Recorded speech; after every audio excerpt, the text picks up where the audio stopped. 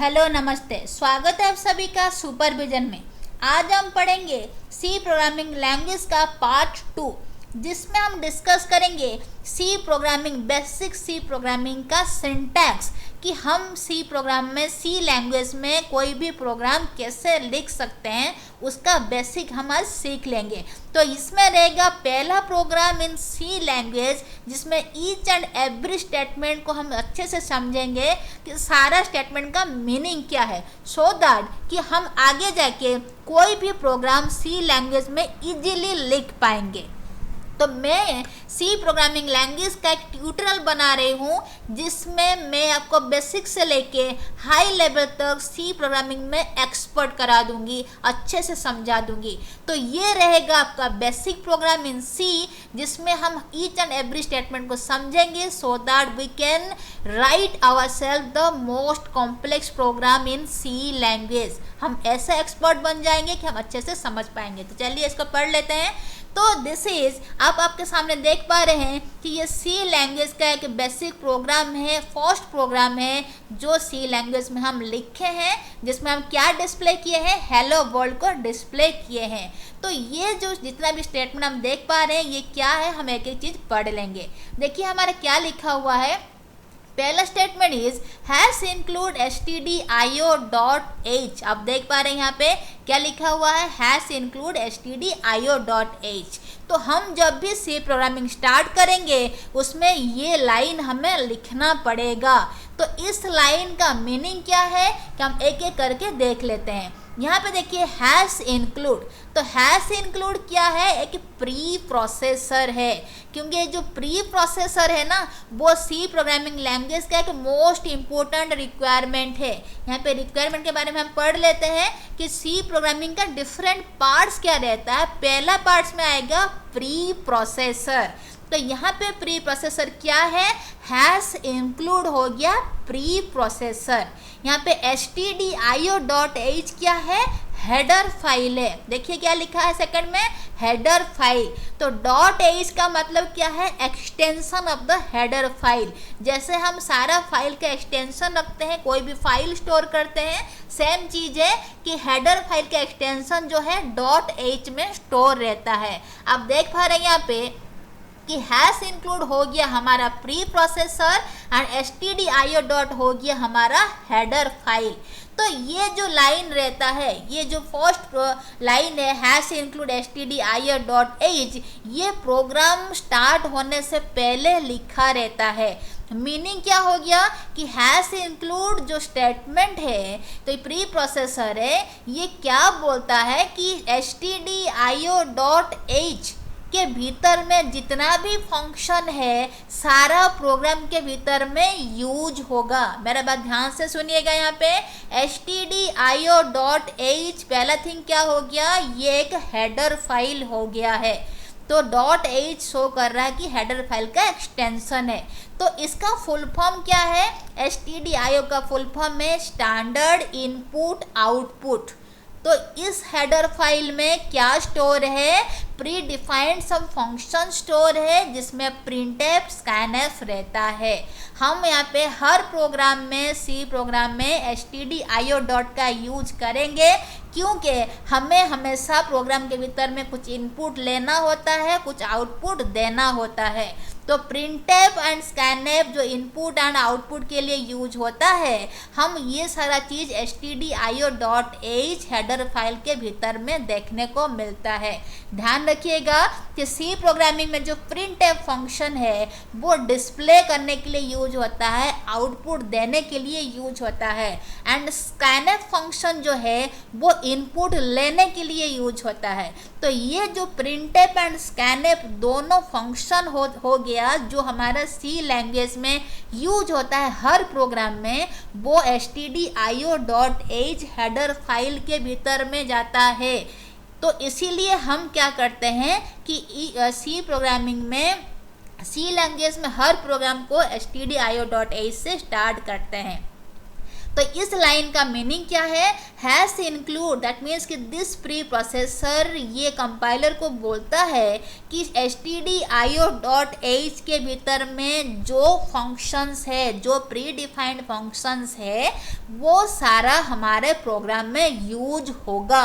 That means कि हम printf and scanf ये सपोर्ट करता है stdio.h, तो हम यहाँ पे printf scanf जो है हमारे प्रोग्राम के भीतर में यूज कर सकते हैं। अगर इसको हम इस हेडर फाइल को नहीं देंगे तो हम printf एंड scanf फंक्शन जो है प्रोग्राम के भीतर में नहीं एक्सेस करा पाएंगे। क्यों? क्योंकि अगर हम इस लाइन को नहीं लिख रहे हैं, दैट मीन्स कि stdio.h जो हेडर फाइल है वो एक्सेसिबल नहीं हो पा रहा, इसीलिए उसके भीतर में जो भी फंक्शन है, प्रीडिफाइंड फंक्शन है, वो सारा भी एक्सेसिबल नहीं हो पा रहा। तो printf एंड scanf तो stdio.h के भीतर में जाता ही है, इसीलिए वो दोनों फंक्शन को हम एक्सेस नहीं कर पाएंगे, हमें एरर शो कराएगा। तो याद रखिएगा कि stdio.h is nothing but header file. इसका फुल फॉर्म क्या है, स्टैंडर्ड इनपुट आउटपुट, एंड ये किसको सपोर्ट करता है कि ये हमारा इनपुट एंड आउटपुट फंक्शन जिसको हम scanf एंड printf फंक्शन बोलते हैं उसको इसको सपोर्ट करता है। तो हैश इंक्लूड यहाँ पे क्या हो गया कि प्री प्रोसेसर है जो कंपाइलर को बोलता है कि stdio.h के भीतर में जो भी प्री डिफाइंड फंक्शन है, that is printf and scanf, वो सारा एंटायर प्रोग्राम में यूज होगा। तो ये जो हेडर फाइल्स रहता है ये तो एक हेडर फाइल है, और भी बहुत तरह के हेडर फाइल सी में यूज़ करेंगे, जैसे string.h यूज़ करेंगे, math.h यूज़ करेंगे। तो वो हेडर फाइल क्या करता है, सारा हेडर फाइल के भीतर में कलेक्शन ऑफ इनबिल्ट फंक्शन जिसको हम रेडीमेड फंक्शन बोलते हैं, जिसका प्री डिफाइंड कुछ मीनिंग रहता है, वो सारा फंक्शन स्टोर हुआ रहता है। जैसे math.h में मैथमेटिकल फंक्शन जैसे sqrt है, वो सारा फंक्शन जो है math.h हेडर फाइल के भीतर में है। string.h हेडर फाइल के भीतर में स्ट्रिंग रिलेटेड सारा फंक्शन, जैसे स्ट्रिंग का लेंथ फाइंड करना, कॉन्कैटनेट करना, तो वो सारा चीज़ उसमें रहता है। तो हर हेडर फाइल में क्या रहता है, कुछ स्ट्रिंग को हैंडलिंग करने का function, mathematical function, reading display का फंक्शन, सारा कुछ चीज़ जो होता है वो हेडर फाइल के भीतर में रहता है। तो अगर हम हेडर फाइल के भीतर में जो भी फंक्शंस है उसको प्रोग्राम में यूज करना चाह रहे हैं तो हमें लिखना पड़ेगा हैश इंक्लूड उस हेडर फाइल का नाम। जैसे हम यहाँ पे लिख रहे हैं hash include, that means this pre processor क्या बोलता है कंपाइलर को कि stdio.h हेडर फाइल के भीतर में जो भी इनबिल्ट फंक्शन है सबको हमें प्रोग्राम में यूज कर सकते हैं। तो ये सारा चीज़ रह गया। अब देखिए कि क्या आया, थर्ड जो है लिखा है फंक्शन। थर्ड पार्ट क्या है, फंक्शन। यहाँ पे देख पा रहे हैं कि हम हैश इंक्लूड stdio.h यूज कर लिए। इसमें हम पहले देखे हैश इंक्लूड क्या है, प्री प्रोसेसर है, stdio.h क्या है, हेडर फाइल है, जो हमारा दोनों कैरेक्टर या फिर दोनों पार्ट जो है कंप्लीट हो गया। अब तीसरा पार्ट में क्या है, फंक्शन है। देख लेते हैं यहाँ फंक्शन क्या है। हम यहाँ पे देख रहे हैं कि void main फंक्शन। देखिए void main के बाद हमेशा आप पैरेंथेसिस दीजिएगा, जिसको हम ब्रैकेट बोलते हैं, पैरेंथेसिस दीजिएगा। एंड मेन फंक्शन से पहले हम क्या लिखे, void। हम इससे पहले वाला वीडियो में पढ़ के आए कि void एक क्या है, एक डेटा टाइप है, लेकिन void डेटा टाइप कोई भी वेरिएबल में हम नहीं यूज करेंगे। इसको जनरली हम फंक्शन के साइड में यूज करते हैं, फंक्शन के साथ यूज करते हैं। तो यहाँ पे मेन एक फंक्शन हो गया जिसके साथ void डेटा टाइप जो है वो यूज हो रहा है। तो void का मतलब है nothing, that means main function जो है, यहाँ पे आप देख पा रहे हो मेन फंक्शन वो कुछ भी वैल्यू जो है किसी को भी रिटर्न नहीं कर रहा। आप देख पा रहे हो यहाँ पे void main के बाद कर्ली ब्रैकेट स्टार्ट हुआ है, कर्ली ब्रैकेट एंड हुआ है, उसके भीतर में जो भी स्टेटमेंट हम लिखे हैं printf के भीतर में वो सारा डिस्प्ले एग्जीक्यूट होगा। तो कहने का मतलब है कि मेन फंक्शन जो होता है उसके भीतर में जो भी स्टेटमेंट हम लिखते हैं वो सारा एग्जीक्यूट होता है। एंड मेन फंक्शन स्टार्ट होता है कैसे, कर्ली ब्रैकेट से स्टार्ट करेंगे उसका बॉडी को एंड कर्ली ब्रैकेट में एंड करेंगे, तो उसके भीतर में जितना भी रहेगा स्टेटमेंट वो सारा कुछ एग्जीक्यूट होगा। तो यहाँ पे हम ध्यान रखिएगा कि हम क्या लिखे यहाँ पे, printf। तो printf क्या है, ये भी एक फंक्शन है। तो ये क्या करता है, ये आउटपुट को डिस्प्ले करता है। तो प्रिंटफ हम कैसे लिखेंगे, ब्रैकेट स्टार्ट करेंगे, ब्रैकेट को क्लोज कराएंगे, दैट मीन्स कि पैरेंथेसिस स्टार्ट किए, पैरेंथेसिस को क्लोज करवाए। एंड प्रिंटफ में पैरेंथेसिस के भीतर में आप डबल कोट में कुछ भी लिखिए तो वो सारा चीज क्या होगा, आपको डिस्प्ले कराएगा एज आउटपुट। तो यहाँ पे प्रिंटफ के भीतर में हम डबल कोट में लिखे हेलो वर्ल्ड, दैट मीन्स कि आउटपुट में हमें हेलो वर्ल्ड शो कराने वाला है। एंड एक चीज ध्यान रखिएगा कि जैसे ही हमारे प्रिंटफ के बाद कर्ली जो पैरेंथेसिस क्लोज कर रहे हैं वहाँ पे सेमीकोलन दिए हैं, ध्यान रखिएगा यहाँ पे कि हम क्या दिए हैं, यहाँ पे सेमीकोलन दिए हैं, यहाँ पे देखिए क्या दिए हैं, सेमीकोलन। तो सेमीकोलन क्या होता है कि सी प्रोग्रामिंग लैंग्वेज में ईच एंड एवरी स्टेटमेंट को टर्मिनेट करने के लिए हमें सेमीकोलन का जरूरत पड़ता है। अगर हम यहाँ पे स्टेटमेंट में सेमीकोलन नहीं देंगे तो हमारे यहाँ पे एक एरर शो करा देगा। तो हम यहाँ पे क्या देखे, देखिए कि हम देख लिए पहला स्टेटमेंट का मीनिंग जिसमें हम इंक्लूड किए हैश इंक्लूड जो हमारा प्री प्रोसेसर हो गया, stdio.h हमारा क्या हो गया, हेडर फाइल। देन मेन हमारा फंक्शन हो गया जिसमें हम देखिए पैरेंथेसिस यूज किए, लेफ्ट पैरेंथेसिस, एंड ये हमारा राइट पैरेंथेसिस हो गया। यहाँ पे मेन फंक्शन में जो डेटा टाइप है वो वॉइड है, कहने का मतलब है कि मेन फंक्शन कुछ भी रिटर्न नहीं कर रहा है इस प्रोग्राम में। आप देख पा रहे हैं ये खाली डिस्प्ले कर रहा है, कुछ रिटर्न नहीं कर रहा है। एंड मेन फंक्शन स्टार्ट होगा, हम यहाँ पे कर्ली ब्रैकेट स्टार्ट कराएंगे एंड कर्ली ब्रैकेट को क्लोज कराएंगे। तो इसके भीतर में जितना भी स्टेटमेंट होगा वो हमारा सारा कंपाइलर उसको एग्जीक्यूट कराएगा। तो आउटपुट दिखाने के लिए हमें प्रिंटफ का जरूरत पड़ेगा। प्रिंटफ भी एक प्री डिफाइंड फंक्शन है जो कौन सा हेडर फाइल में रहता है, stdio.h हेडर फाइल में रहता है, क्योंकि stdio.h का मतलब है स्टैंडर्ड इनपुट आउटपुट। तो ये इनपुट फंक्शन का भी सपोर्ट करता है, आउटपुट फंक्शन का भी सपोर्ट करता है। एंड हमारा जो प्रिंटफ है वो आउटपुट फंक्शन है, स्कैनफ जो होगा वो रहेगा हमारा इनपुट फंक्शन। तो इसीलिए प्रिंटफ जो है stdio.h में सपोर्टेड है, सपोर्ट करता है उस हेडर फाइल इसको। तो यहाँ पे प्रिंटफ में हम पैरेंथेसिस स्टार्ट किए, लिखने का तरीका देखिए, पैरेंथेसिस स्टार्ट किए, पैरेंथेसिस यहाँ पे क्लोज कर दिए। तो उसके भीतर में हमें जो भी कुछ लिखना पड़ेगा हम डबल कोट में लिखेंगे अगर हम उसको डिस्प्ले कराना चाहते हैं। ध्यान रखिएगा कि प्रिंटफ स्टेटमेंट के भीतर में अगर हम कुछ भी चीज़ को डबल कोट में लिख रहे हैं तो वो सारा चीज़ एज इट इज डिस्प्ले हो जाता है। तो यहाँ पे हम लिखे हैं hello world with in double quote, यहाँ पे स्टार्ट किया है, डबल कोट क्लोज किए हैं, तो उसके भीतर में हम हेलो वर्ल्ड लिखे हैं। दैट मीन्स कि हम आउटपुट में हेलो वर्ल्ड को देख पाएंगे। तो यहाँ पे हम दूसरा स्टेटमेंट देखिए, सेम चीज लिखे हैं प्रिंटफ, यहाँ पे हेलो लिखे हैं विद इन डबल कोट, तो ये भी हमें शो कराएगा। अब थोड़ा सा हम नेक्स्ट देख लेते हैं क्या लिखा हुआ है, चलिए पढ़ लेते हैं यहाँ पे।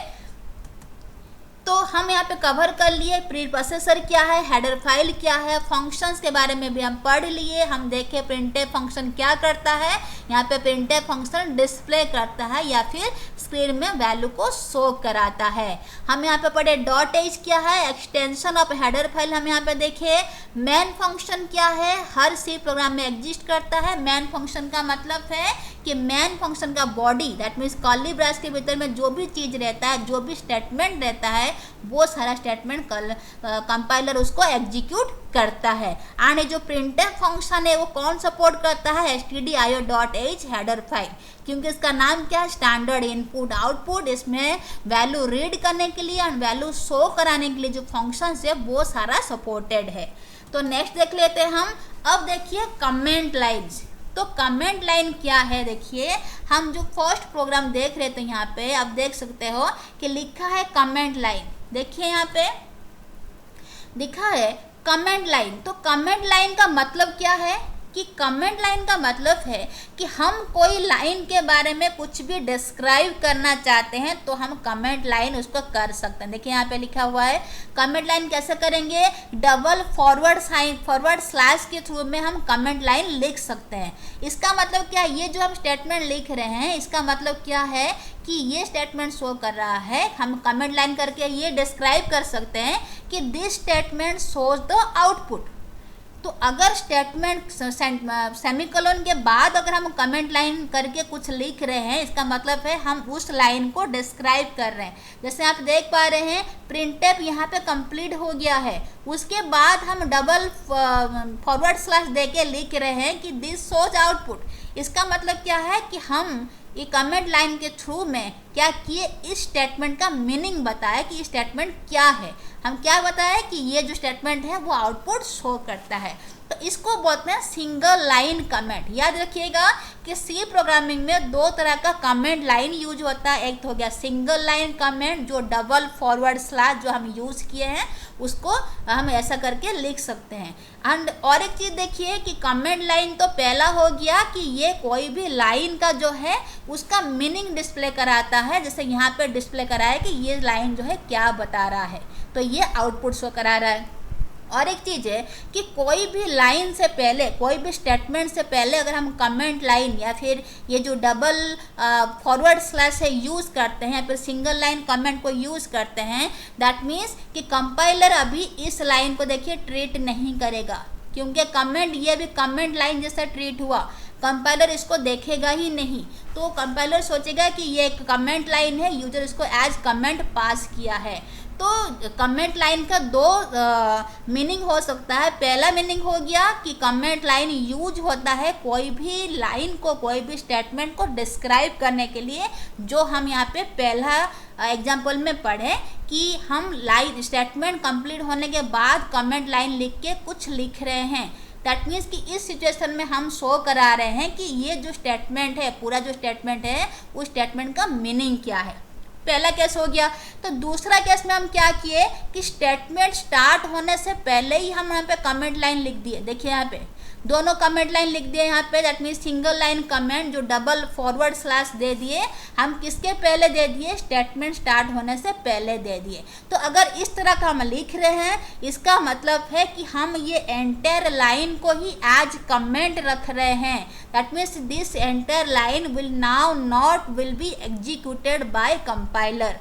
तो कंपाइलर इस स्टेटमेंट को, इस लाइन को अभी एग्जीक्यूट नहीं करेगा, ये एक कमेंट लाइन जैसा यूज होगा, इसको कंपाइलर इग्नोर कर देगा। तो ये जो मेरा सेकंड प्रोग्राम है, यहाँ पे सेकंड प्रोग्राम है, इसका आउटपुट में खाली हेलो आएगा, क्योंकि देखिए प्रिंटफ हेलो लिखा है। प्रिंटफ तो हमारा प्रिंट करता है, तो डबल कोट के भीतर में जो भी स्टोर है उसको प्रिंट कर देगा एज इट इज, तो हेलो आएगा। लेकिन यहाँ पे हम देखिए कि हम क्या लिखे, प्रिंटफ को हम कमेंट लाइन कर दिए हैं। दैट मीन्स कि ये जो एंटायर स्टेटमेंट अभी एग्जीक्यूट नहीं होगा, कंपाइलर उसका एज कमेंट सोचेगा कि ये कमेंट है, इसको एग्जीक्यूट नहीं करना, इसको इग्नोर कर देगा।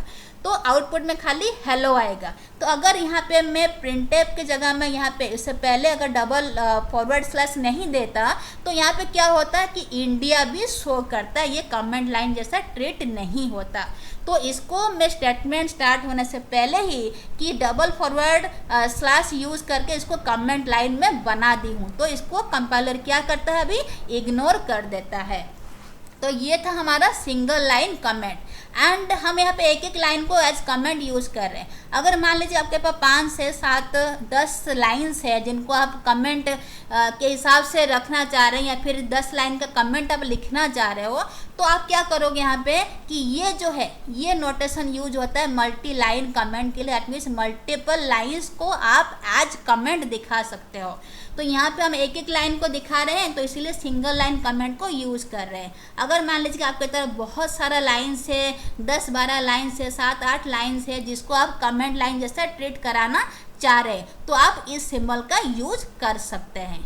तो ये था कुछ कमेंट लाइन के बारे में, जिसमें हम पढ़ लिए क्या कि सी प्रोग्रामिंग का जो बेसिक स्ट्रक्चर है, जिसमें हम देखें कि पहला लाइन होता है हैश इंक्लूड stdio.h। तो यहाँ पे हैश इंक्लूड क्या हो गया, प्री प्रोसेसर हो गया, जो कंपाइलर को ये बोलता है कि stdio.h हेडर फाइल में जितना भी प्री डिफाइंड फंक्शन है उनको हम प्रोग्राम में यूज कर पाएंगे।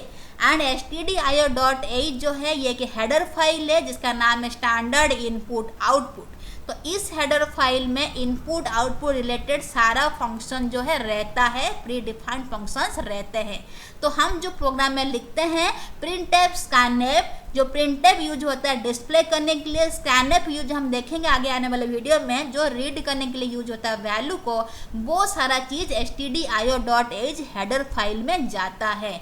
तो हैश इंक्लूड stdio.h का मतलब है कि hash include statement says compiler that the stdio.h standard input आउटपुट.h हेडर फाइल में जो इनपुट आउटपुट फंक्शंस हैं वो सारा हम प्रोग्राम में यूज कर सकते हैं। तो यहाँ पे लिखा है void main, that means main function यहाँ पे स्टार्ट हुआ है, उसका डेटा टाइप क्या है, void है। कहने का मतलब है कि जो मैन फंक्शन है कुछ रिटर्न नहीं करता है, क्योंकि void मीन्स नथिंग।